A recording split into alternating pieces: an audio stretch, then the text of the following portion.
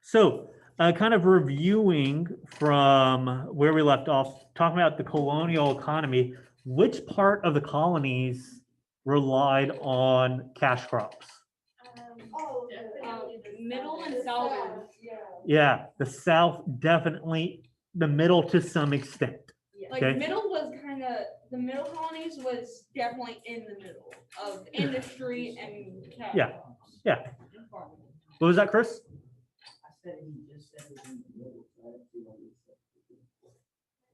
It was the Okay. middle colonies of it was located in the middle Well, of America. it said that's why. definitely the South. The South had the cash crops.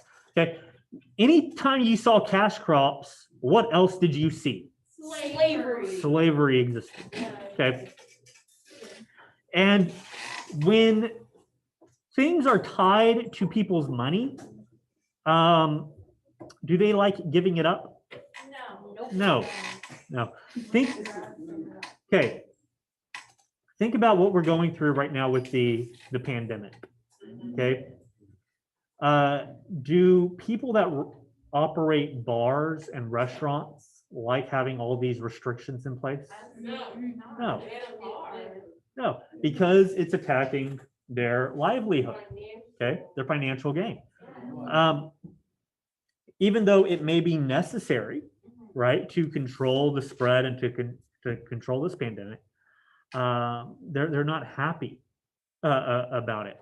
Well, slavery, because it became so ingrained into the money making of the South, they really did not like the idea of giving it up, and it became entrenched with them, and they found ways to justify it. Okay. Southern colonies, did they view themselves as Christian? Yeah, they did. Did they find biblical verses to justify their actions of slavery? Probably. Yes, they did. Y'all seen the movie Harriet? Some of y'all have? Okay. In one of the beginning scenes of Harriet, you have the black preacher preaching to the enslaved people on this plantation. And who's watching what the black preacher says? The plantation owner. Okay. Yeah, I don't like using the term master, right? But the plantation owner is watching over because he wants to keep an eye on what part of the Bible is being taught. So they're definitely using it. Okay. So as we moved from the south to the north, what did we see in the change of the economy? It became more industrial, right? It became more industrial as they moved further north. Part of what made the north, the New England area, good for the industry is the soil was bad for farming, so you can't use soil for farming. So okay. Well, what's running near all these towns? Rivers. And rivers provide water for what? Drinking. Okay, yes, but how does that help your industry? What? What do you mean by plant? Huh? No, they're not. No. What about water wheels? The water wheels. The things that spin because water is hitting the fins. Okay. And as that thing is spinning, it's rotating a pole that goes into the building. And that pole is then turning gears. And they're using that for manufacturing. Right? They can transfer the power of the water into mechanical power at that point. Okay. Let's see. We talked about economics of slavery, Middle Passage. Okay, life under slavery. Principles, we've talked about that. Okay, did the colonies have experience representing themselves locally? Yes, they had experience representing themselves locally. Okay. Because did the colonies view themselves as being English citizens? Yes. Right? Remember the example of if you go to a colony, if the US puts a colony on the moon or on Mars, and you go, do you still consider yourself an American citizen? Yeah. You don't consider yourself a Martian citizen. You consider yourself an American citizen still. Okay. So the same thing would be true here. Even though these are English colonies and they're not in England, the people living there still viewed themselves as English citizens. So should they have all the same rights as someone living in England? Yes. Yeah. Okay. All right. And then lesson 3, I think, is where we kind of left off here. Oh, let's talk about the Navigation Acts real quick. The Navigation Acts forced the colonists to sell their goods to who? England. And To they're England. like, no good prices for you. So that, yeah, they didn't get the best prices that they could, right? Because if you're selling something, do you want to sell it at the highest possible price or the lowest possible price? Highest. Highest. As the seller, you should be able to choose the price as long as it's reasonable. Well, if you're a buyer, you want to buy it at the lowest possible price. Yes. I mean, we're just having Black Friday, and what's the day? So you gotta Cyber make somewhere Monday. in the middle, Okay. like where you still make a profit but not too much. Well, Otherwise the buyer no. won't buy it. Yep. Yeah. So, what? 90% off it. He's talking about Black Friday. Do y'all know the origins of Black Friday? Can you tell Sure. Are you So- informed? What? Informed. Oh. So Black Friday, I've heard in the past, some people talk about Black Friday as having to do with slavery. It does not. Okay. What Black Friday is, so when it comes to accounting, if a company is in the red, they're losing money. If the company is in the black, they're earning money. Okay. So Black Friday as a tradition started as retailers giving discounts on things to try to, if they were in the red the first part of the year, to try to get into the black the second part of the year. And so it was a way for them to give discounts to increase their profits and become profitable for the year. That's what they did. By the way, economic news, I saw that Black Friday foot traffic, like in-store foot traffic for Black Friday, was down 52% from How last is year. that possible? Well, because, okay, Mikey, who's gonna go, like, are a lot of people going to be in a close store with everybody else during a pandemic, just to get a deal on a TV? Well, some people would. Some people Okay. would do that. Or if the alternative is you can be online and you can get that same deal with a click of your finger, are you more likely to do it that way? What? Okay, you are. So online sales for Black Friday were up 22% from last year. But yeah, okay. So the Navigation Acts. So the colonists, guys, did they like the Navigation Acts? No. At first, wait, you Well- said at first, and then they, That's Boston. Well, not, but they wanted to sell their goods to whoever, right? oh, yeah. Okay. So Navigation Acts, what did that encourage? What practice did that encourage? Place for colonists to Then. Okay. If you had to sell it to the British, but you could get a higher price selling it to the French or Spanish, You can't- Smuggling. smuggling. Okay. It encouraged smuggling. And did the British government look positively on smuggling? Yeah. Definitely not. No. No, that would be illegal. Okay. It is illegal to smuggle because you're breaking the law. That's what makes it illegal. Okay. If that's one of the things with legality. If the law is changed, an action that was illegal can become legal. And if the law is changed, an action that was legal can become illegal. Just like what ingredient used to be in Coca-Cola? Coke. Cocaine. Is that why it's called Coke? Yeah. Okay. But in the original, okay. But cocaine, so that was legal. That was a legal use of cocaine. But then When did they stop using it? I don't know the exact year. Okay. But it was a very small amount. Okay.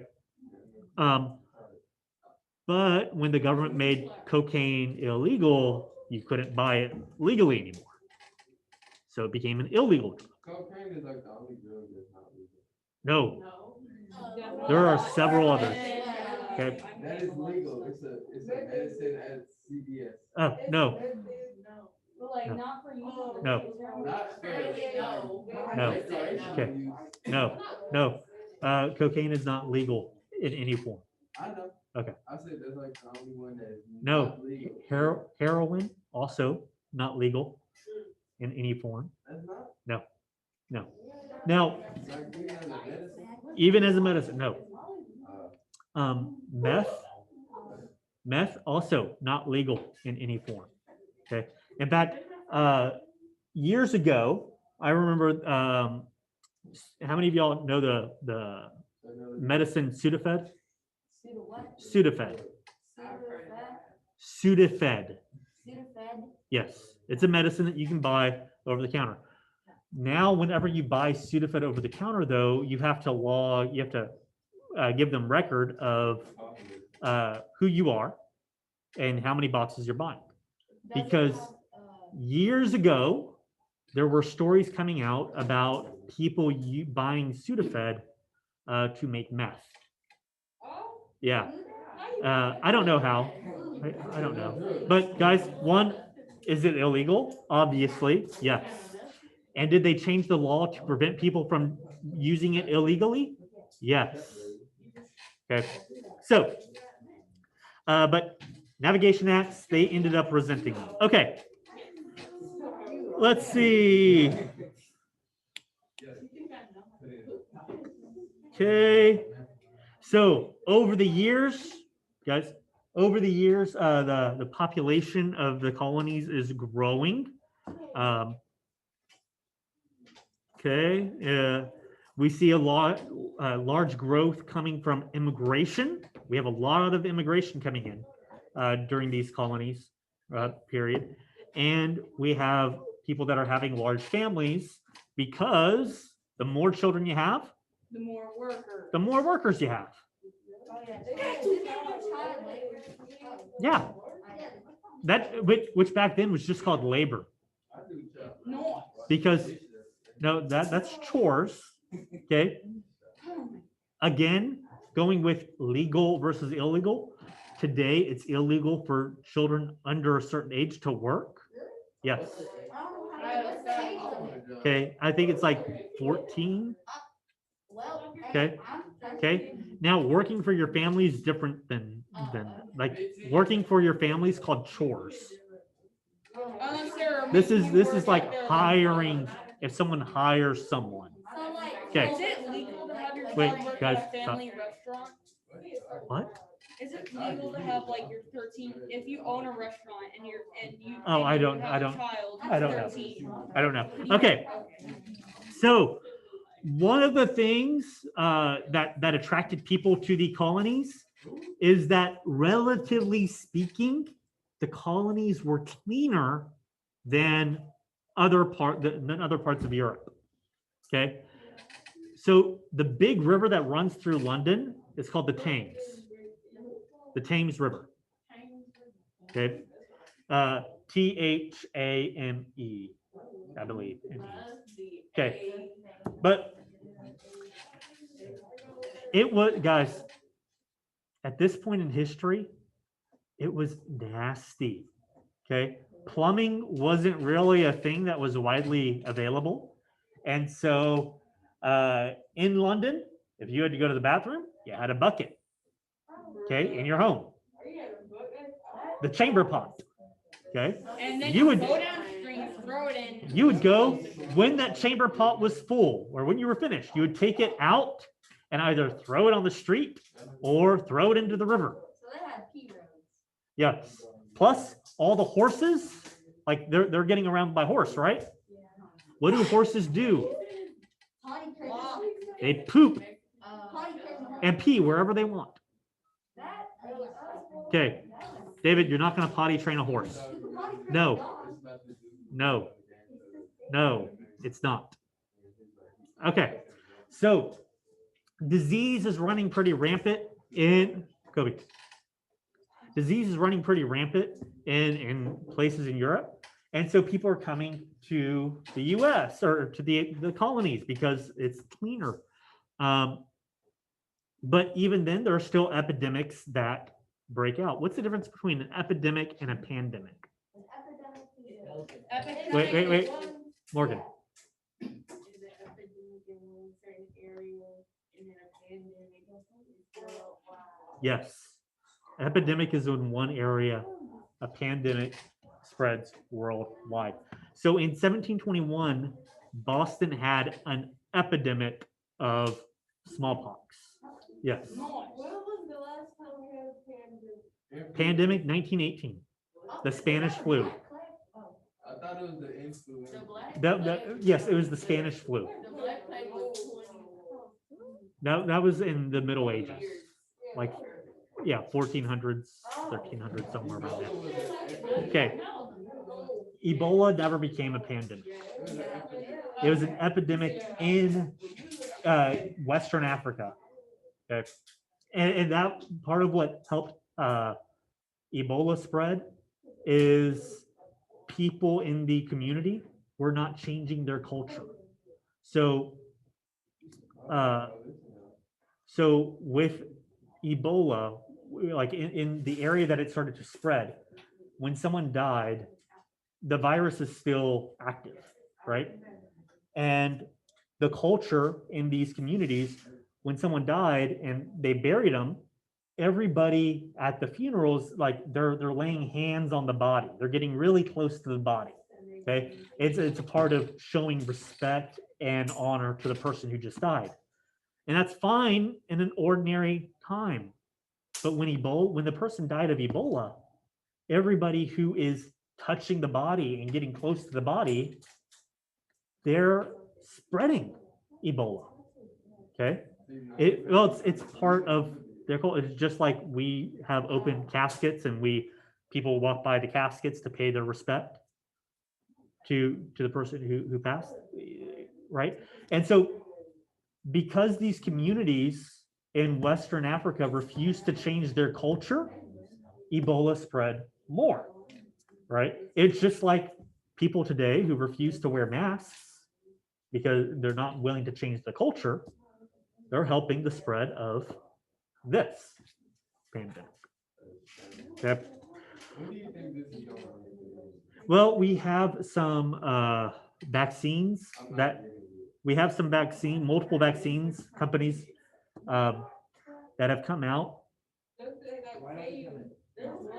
Well, some people have talked, or some economists have floated out the idea of paying people to get the vaccine. Okay. Well, it would be an incentive because Kobe just said, so there's a sentiment out there, right? Kobe, what did you just say? I'm not paying for it. Well, you're not getting it. What if it was free? I still wouldn't get it. Still want to get it, okay? What if they paid you $1,000 to get it? No. No? You gotta- Okay, but for some people, Kobe, for some people, I don't need $1,000. if someone were to give you $1,000 to do something, you would do that. Okay, so it's a way, guys.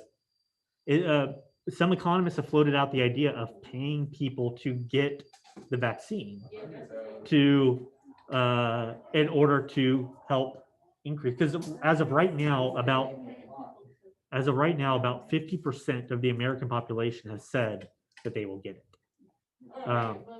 And in order, guys, this is not paying anybody. No, how much would Okay. they pay? Huh? How much would they pay? Nothing. As of right now, nothing.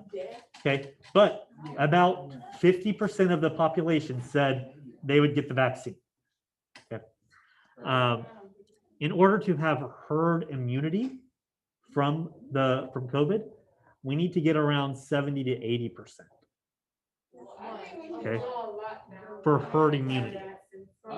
Herd immunity. Okay, so okay, guys, time. Okay, question is, what is herd immunity? Herd immunity is when, let's say, Janica, you don't get vaccinated, okay, for, let's say, smallpox or measles, okay? You're not vaccinated for measles, but everybody around you is vaccinated for measles. So who's going to catch it? Or who are you going to catch it from? If everybody, you can't catch measles from yourself. Measles is kind of a, it's like an extreme version of chickenpox. Okay. You get it, you can get it, But, right? huh? If you get it, you can get it again, right? Measles? Absolutely. But if you have Absolutely. chickenpox, you No, would not get it. okay. Chickenpox is different. But herd immunity is the idea that if everybody around you is protected, you don't have to be vaccinated to have protection. Okay. So, all right, guys, let's get back over here. So this, because the colonists have been operating independently and kind of governing themselves, they're kind of creating a new sense of what it is to be an American colonist. Okay, they're gaining independence. They're developing this sense of we can govern ourselves. Just let us govern ourselves. Okay. Let's see. Family roles. Okay. So back then, men are the head of households. They still are. Okay. Back then, men were the head of households. They were the only ones who could own property. Women could not own property. Okay. In most of the colonists, women could not own property. Only men. Okay. So yeah, they managed the business of the farm and they represented the family in the community. Young men, okay, once y'all were old enough to work, so like 13, 12 to 13, okay, everyone in this room would be old enough to work if we were back then.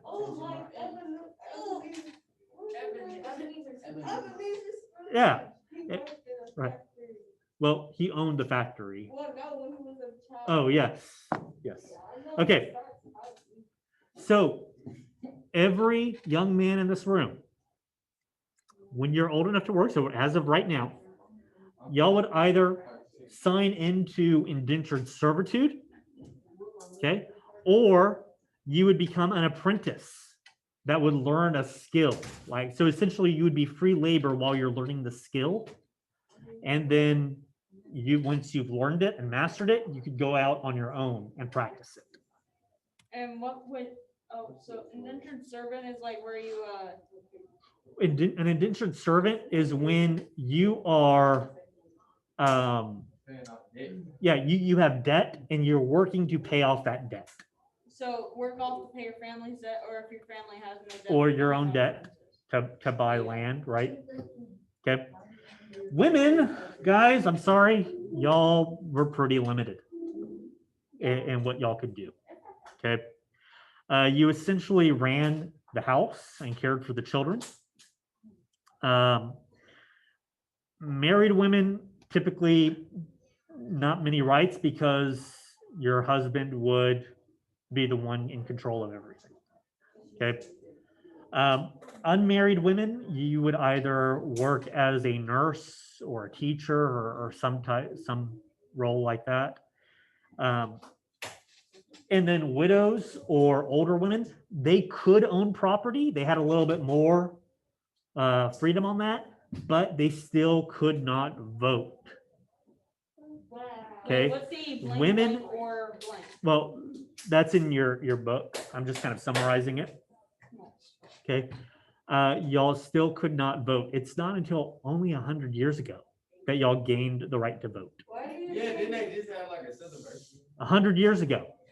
Why do you think, why is yours so limited? Because of sexist culture, right? Which we're still dealing with, right? There's the idea, like even today, there's the idea of a gender pay gap, a gender pay gap, where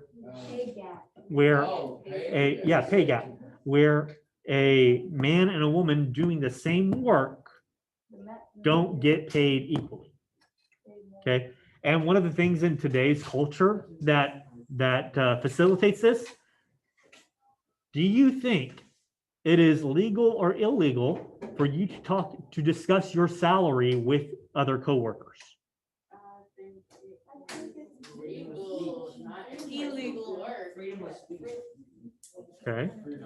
Do you think companies allow employees to talk about their salaries with one another? I've literally heard Okay. of people like they'd have, like my mom would ask and then she got fired once. You see, so there tends to be this thought among the American population that if you were to discuss your salary with other coworkers, that you would get in trouble from the company. Also, there was Some people have been fired for it. But this idea that you can't discuss your salary helps facilitate the idea that people are going to be paid less based on their gender. Because how do you know if you're paid less if you don't know what other people are making? Right? Yes, Mike. So there was this one of my mom's friends. She got asked her salary by a guy. She told the guy, and then she got fired, but the guy stayed. That's kind of messed up. Yes. Okay. They worked and they had the same job. They worked equally, but they said the guy was more valuable. Could have been set up. Yeah. Okay, so let's talk about education in the colonies. Where do you think public education grew faster, the South or the North? North, because they have more money. The North. It was not because they had more monies. Because they're like business. What Yeah, was they had enough. okay? What was the economy of the South based on? Slaves. Well, they used slaves, cash crops, agriculture. You don't need to know. Okay, much, wait, no, just know how- no, Mikey, that's not the point I'm making. Okay, so agriculture, which means, are people going to be spread out far from one another in agriculture? Yes. Yeah. Is it going to be practical to have a public school? Mikey, put the backpack down. Is it going to be practical to have a public school in which people from the community, kids from the community, come to one location if everybody is so spread out?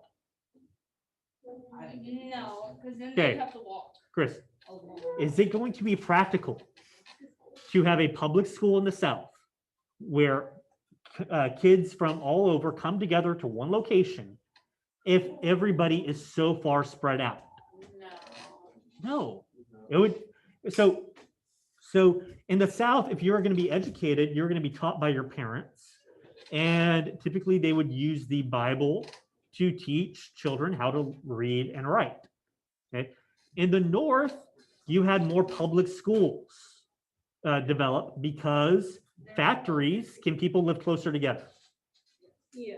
And if people can live closer together, can kids come to school and it be a burden? No. Yeah, like Or, they yeah, wouldn't be a burden. yeah. It would be easy It for them wouldn't to be a come. burden, that's what Yeah. I'm saying. No. Yeah. Okay. All right. Let's see. Okay, we'll pick up here with the Great Awakening tomorrow. We have 2 minutes. Okay.